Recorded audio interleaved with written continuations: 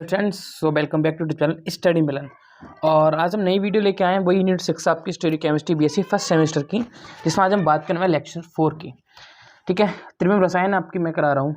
और उसमें आज हम जो टॉपिक पढ़ने वाले हैं वो ऑक्जिम में ज्यामितीय समवायिकता। ऑक्जिम में ज्यामितीय समवायिकता, इससे आपको शॉर्ट क्वेश्चन काफ़ी मिलेंगे। ठीक है, और आपको लॉन्ग भी यहाँ से मिल जाता है, लॉन्ग क्वेश्चन भी यहाँ से हम डिस्कस कर लेते हैं क्योंकि ये थोड़ा बड़ा है। और ऑक्जिम में ज्यामितीय समवायिकता, यहाँ से आपको ज्यामितीय समवायिकता के ऊपर लॉन्ग मिल सकता है, और ऑक्जिम में ज्यामितीय समवायिकता यहाँ से आपको शॉर्ट क्वेश्चन मिलेगा। ठीक है, तो हम जानते हैं कि सी डॉलोन एंड युक्त कंपाउंड में भी ज्योमेट्रिकल समवायिकता पाई जाती है। एंड टू एक ट्राइवेलेंट एलिमेंट है, जैसे हम कोवेलेंट बोलते हैं, कोवेलेंट बोल सहसंयोजी बंध होता है हमारा, कोवेलेंट होता है, ऐसे आपका ट्राइवेलेंट एलिमेंट होता है। ऑक्जिम में डॉलोन बनने के बाद एन की एक संयोजकता शेष बचती है, क्योंकि एन के आपको पता है ट्रिपल जलता है, तो यहाँ पे आपकी एक जो संयोजकता है वो आपकी शेष बचती है। इस प्रकार एन एटम से जुड़ा हुआ समूह यदि सी से जुड़े हुए एच की ओर होता है, सी से जुड़े हुए एच की ओर, इस टाइप से समझ गए, सी से जुड़े हुए एच की ओर होता है तो सिन कॉन्फ़िगरेशन या सिन विन्यास कहते हैं। ये आपने पढ़ा था ना, आपने पढ़ा था सिस और ट्रांस, वही आपका सिन, और इस सिन की तरह आपका सेम वही है। ठीक है, ये जो सिन है उसे हम क्या बोलते हैं, सिन कॉन्फ़िगरेशन विन्यास कहते हैं। और यदि वह विपरीत दिशा में है तो वह उसे एंटी कॉन्फ़िगरेशन कहते हैं। क्या कहते हैं? Anti configuration. ठीक है, सिन तथा एंटी को सिस व ट्रांस के समरूप माना जाता है। जो सिस और ट्रांस के बारे में मैंने आपको समझाया था कि कौन कौन सी कंडीशन, अगर हमारे एक ही दिशा में है अगर फंक्शन ग्रुप, तब का सिस, और विपरीत में तो ट्रांस। सेम इस तरीके से हम इसका एग्जाम्पल समझेंगे। एल्डोक्साइम में सिन तथा एंटी कॉन्फ़िगरेशन निम्न प्रकार प्रदर्शित करते हैं। तो यहाँ देखो, इस पर आपको पोजिशन जो आपकी NOHCHR, ये जो पोजिशन होती है वो एंटी कहलाती है। RHCNOH, ठीक है, ये पोजीशन जो हमारी होती है वो सिन पोजीशन कहलाती है। ठीक है, आप एग्जांपल जरूर मेंशन करके आएँ तो आपको ज़्यादा बेटर मिलेगा यहाँ पे।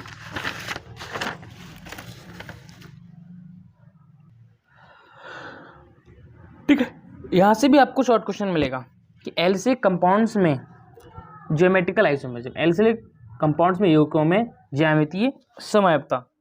ओके, तो एल्कीन के समान एलिसिलिक कंपाउंड्स भी ज्योमेट्रिकल आइसोमेरिज्म का गुण प्रदर्शित करते हैं।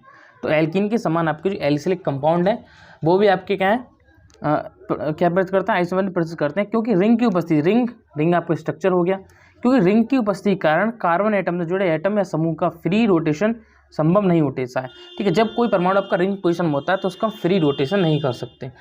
ओके, फ्री रोटेशन के बारे में मैंने आपको पहले समझा दिया। कोई भी आपको फंक्शन ग्रुप कोई भी चेंज नहीं हो सकता, R से OH, OH से CH। रिंग के भी प्रत्येक कार्बन से जुड़े दो समूहों में से एक रिंग के तल के ऊपर व दूसरा नीचे स्थित होता है।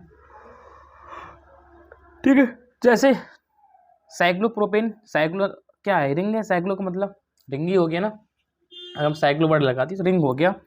डाई कार्बोक्सिलिक एसिड दो रूपों में पाया जाता है, जैसे साइक्लोप्रोपेन डाई एक्सिलिक एसिड, ये पूरा नाम है आपका, ये दो रूपों में होता है, तो सिंस और व ट्रांस, सिस व ट्रांस।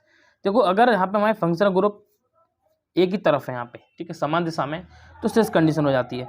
एक आपका ये आ गया, दूसरा आपका ये आ गया, तो हमारा ये ट्रांसफॉर्म हो गया। ठीक है, तो सिस और ट्रांसफॉर्म आपको समझ में आ गया कैसे कैसे हमने इसको डिफाइन किया। यहाँ पे ये आपकी सिस फॉर्म है, आपकी ट्रांसफॉर्म। फिर हमारी ऑप्टिकल आइसोमेरिज्म, ये बहुत इंपॉर्टेंट है। ऑप्टिकल आइसोमेरिज्म ये क्या होती है? इसको बोलते हैं प्रकाशिक समवायिकता। प्रकाशिक समवायिकता उन कंपाउंड्स के द्वारा दर्शाई जाती है जिनमें कम से कम एक असममित परमाणु या कायरल परमाणु, देखो एक समझ से संतुष्ट परमाणु, ठीक है, एक अकेला परमाणु जो होता है, जो आपको मेन परमाणु आपको होता है वो कायरल परमाणु होता है। प्रकाशिक समवायिकता को निम्न प्रकार शो कर सकते हैं। वे कार्बनिक यौगिक जिनके भौतिक गुण व रासायनिक गुण समान होते हैं, जिनके भौतिक गुण, समझ गए, भौतिक गुण भी और रासायनिक गुण भी समान होते हैं, परंतु उसका समतल ध्रुवित प्रकाश के प्रति व्यवहार। अभी सर समतल ध्रुवित प्रकाश क्या होगा? प्लेन पोलराइज्ड लाइट, आपने फिजिक्स में ही पढ़ रखी होगी पहले प्लेन पोलराइज्ड के बारे में, तो वही हमारा होता है समतल ध्रुवित प्रकाश के प्रति व्यवहार भिन्न होता है, प्रकाशिक समवायवी कहलाते हैं, तथा ये घटना प्रकाश समवायिकता कहलाती है। ये आपको नोट करना है, ठीक है, इसको याद करना है। प्रकाशिक समवायिकता अगर आपको शॉर्ट क्वेश्चन में आ रहा है तो यहाँ से इतना ही लिखना है, ज़्यादा नहीं लिखना है। लॉन्ग आएगा तो आपको पूरा लिखना है, लॉन्ग क्वेश्चन। इस प्रकार प्रकाशिक समवायिकता उन यौगिकों के द्वारा प्रदर्शित नहीं की जाती जिनमें सभी कार्बन परमाणु सम्मित होते हैं। ठीक है, सम्मित और असम्मित कार्बन परमाणु के बारे में पढ़ा दिया था मैंने। तो जैसे यहाँ पे सम्मित और असम्मित समझेंगे, ये आपकी ऑर्डिनरी लाइट है, ठीक है, एक अध्रुवीय प्रकाश है, सब तरफ आपको मोशन कर रहा है। फिर हमने इसको निकोल प्रिज्म जो होता है आपका, वहाँ से हमने उसको गुजारा तो हमें क्या मिला है, प्लेन पोलराइज लाइट यहाँ से प्राप्त हुई, इसको बोलेंगे PPL। यहाँ से प्लेन पोलराइज लाइट फाइंड हुई, ठीक है। फिर इस प्लेन पोलराइज लाइट को PPL, इस प्लेन पोलराइज लाइट को हमने ऑप्टिकली एक्टिव कंपाउंड, कौन सा, ऑप्टिकली, ठीक है लाइट थोड़ा गड़बड़ है, ऑप्टिकली एक्टिव कंपाउंड से गुजारा तो हमें L और D दो पोजीशन यहाँ से प्राप्त हुई, कौन सी, L और D पोजीशन, ठीक है। कुछ कंपाउंड्स के सॉल्यूशन को यदि समतल ध्रुव प्रकाश के मार्ग में रख दे तो भी समतल ध्रुव प्रकाश, L और D पोजीशन के बारे में आपको मैं समझाता हूँ आगे क्या होता है L हमारी D पोजीशन। तो कुछ कंपाउंड्स के सॉल्यूशन को यदि समतल ध्रुव प्रकाश के मार्ग में रख दे तो भी समतल ध्रुव प्रकाश के तल को बाईं ओर या दाईं ओर एक निश्चित कोण से घुमा देते हैं। इस गुण को प्रकाशिक संक्रियता या ऑप्टिकल एक्टिविटी कहते हैं। इस प्रकार प्रकाशिक समावि 3 प्रकार के होते हैं। पहला हो गया हमारा वे प्रकाशिक समावि जो समतल ध्रुव प्रकाश के तल को दाईं ओर या क्लॉकवाइज, इस टाइप से दाईं ओर क्लॉकवाइज घुमा देते हैं, इसे दक्षिणावर्ती कहते हैं और इसे D से प्रदर्शित करते हैं।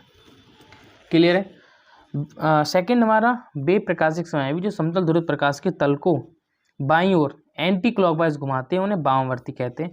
तो ये आपकी थोड़ी डेफिनेशन है, ठीक है, ये आपकी वेरी शॉर्ट या शॉर्ट में आ सकती है, तो इनको भी थोड़ा तैयार करें। और अगर पूछेगा आपको विकल्पी क्वेश्चन में, तो विकल्पी क्वेश्चन में भी आपको पूछ सकता है, जो आपके विकल्प वाले क्वेश्चन आते हैं वहाँ से भी आपको पूछ सकता है। तो प्रकाश समावि समतल ध्रुव प्रकाश वामावर्ती और दक्षिणावर्ती दोनों।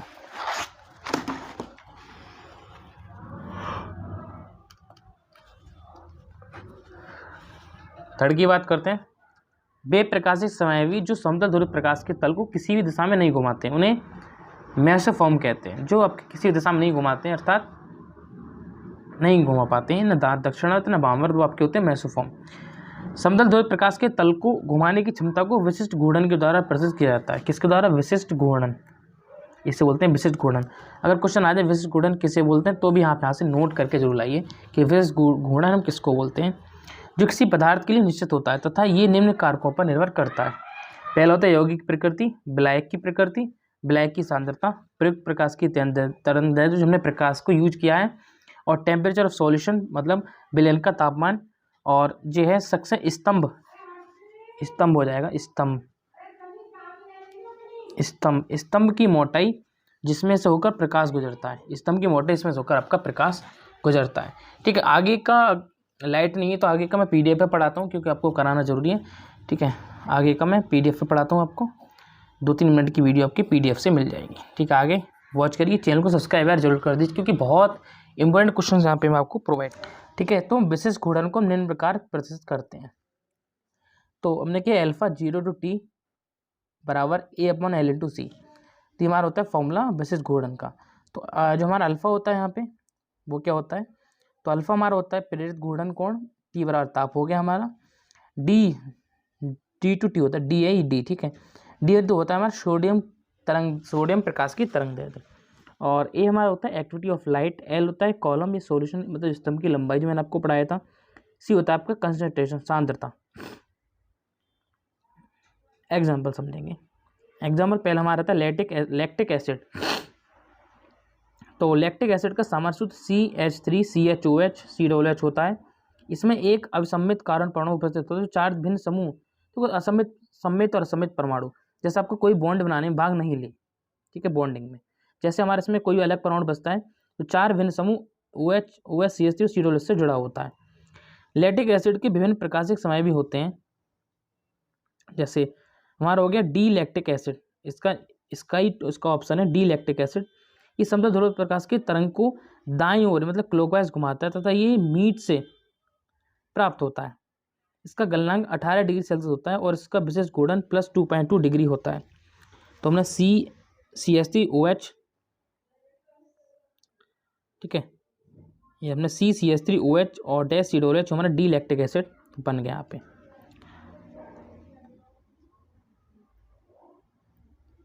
ओके, उसके बाद हमारा आता है B point L lactic acid. कौन सा, L लैक्टिक एसिड, ये क्या होता है, तो एल लैक्टिक एसिड ये समतल ध्रुव प्रकाश के तल को बाईं ओर, ठीक है, वो डी लैक्टिक एसिड था वो दाईं ओर, एल लैक्टिक एसिड तो आपको बाईं ओर घुमाता है। सुक्रोज के, इसे सुक्रोज, ग्लूकोज सुक्रोज आपने पढ़ा होगा, सुक्रोज के फर्मेंटेशन के द्वारा प्राप्त करते हैं। एल लैक्टिक एसिड का गलनांक आपका 2.5 डिग्री सेल्सियस होता है तथा विशेष गुणन -2 डिग्री होता है। यहाँ से हम इसका फॉर्मूला देख सकते हैं।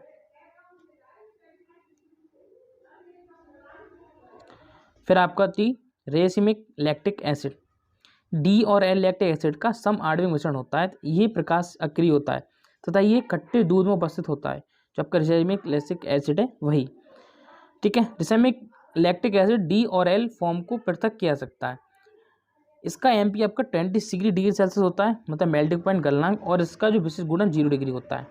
सेकंड आपका टार्टरिक एसिड, कौन सा, टार्टरिक एसिड। कार्बन एटम होते हैं ये दो असमित कार्बन, टार्टरिक एसिड का संरचना सूत्र होता है आपका CH OH OH होता है तथा इसमें दो असमित कार्बन एटम होते हैं तो प्रत्येक कार्बन एटम OH और CH से जुड़ा होता है। टार्टरिक एसिड को निम्न प्रकाश वायवी होते हैं, इसके भी आपके पॉइंट है। पहले होता है डी टार्टरिक एसिड, डी का मतलब वही काम हो गया सेम जो पढ़ते आ रहे हैं अभी। ये समतल ध्रुव प्रकाश के तल को दाईं ओर घुमाता है, अर्थात दोनों असमित कार्बन परमाणुओं की घूर्णन दिशा एक ही ओर अर्थात दाईं ओर होती है। ये प्राकृतिक सूर्य जैसे आपका हो गया ग्रेप्स, अंगूर, इमली, ईटीसी में पाया जाता है। इसका एमपी मेल्टिंग पॉइंट जो होता है गलनांक 70 डिग्री सेल्सियस होता है और इसका विशिष्ट गुणन +120 डिग्री होता है। तो हमने इसका गुणन और इसका यहाँ पे फिगर यहाँ पे मैंने शो कर दिया, देखिए ये आपका, और इसको बोलते हैं डी टार्टरिक एसिड। फिर आपका वही आएगा सेम एल टार्टरिक एसिड। क्या होता है कि समतल ध्रुव प्रकाश के तल को बाएं से घुमा देता है। एल है तो आपको बाएं, डी है तो आपका दाएं लगेगा, ये आपको हल्का सा याद रखना है। अर्थात दोनों असमित कार्बन परमाणुओं की, देखो ये आपका असमित कार्बन परमाणु ये, ठीक है, ये मैं आपको टच करके शो कर रहा हूँ। अर्थात दोनों असमित कार्बन परमाणुओं की घूर्णन की दिशा एक ही ओर होती है। एल टार्टरिक एसिड का एमपी 70 डिग्री सेल्सियस और स्पेसिफिक रोटेशन -120 डिग्री सेल्सियस होता है, मतलब विशेष घूर्णन। तो आपका एल टार्टरिक एसिड है। फिर आपका आता है सी रेसिमिक टार्टरिक एसिड, LDC, 3 आपके होते हैं। ये आपको मोर्फ्रम में आपको बताया तो वो भी इसको हम बोल सकते हैं, ठीक है। जो आपका भाग नहीं लेता, 0 होता है, उसको क्या बोलते हैं, मोसोफॉर्म। तो मोसोफॉर्म को हम रेसिमिक टार्टरिक एसिड बोल सकते हैं। तो रेसिमिक टार्टरिक एसिड डी और एल टार्टरिक एसिड का समाणविक होता है तथा ये प्रकाश अक्रिय होता है, ठीक है, अक्रिय प्रकाश होता है। और इसकी स्पेसिफिक रोटेशन घूर्णन जो होता है वो रेसिमिक टार्टेशन एसिड से डी तथा एल फॉर्म को पृथक किया सकता है। डी आपका meso tartaric acid, meso tartaric प्रकाश अक्रिय होता है। इसमें अणु का आधा भाग डी फॉर्म तथा आधा भाग एल फॉर्म रखता है, जिसके कारण ये समतल ध्रुव प्रकाश के तल को किसी भी दिशा में नहीं घुमाता। इसका विशेष गुणन 0 डिग्री होता है। तो इसका हम थोड़ा फिगर आउट करेंगे, ये हमारा फिगर है, ठीक है। आगे का मैं आपको नोटबुक पर कराऊंगा जो कि आपका रिलेशन ऑफ रेसिमिक मिक्सचर।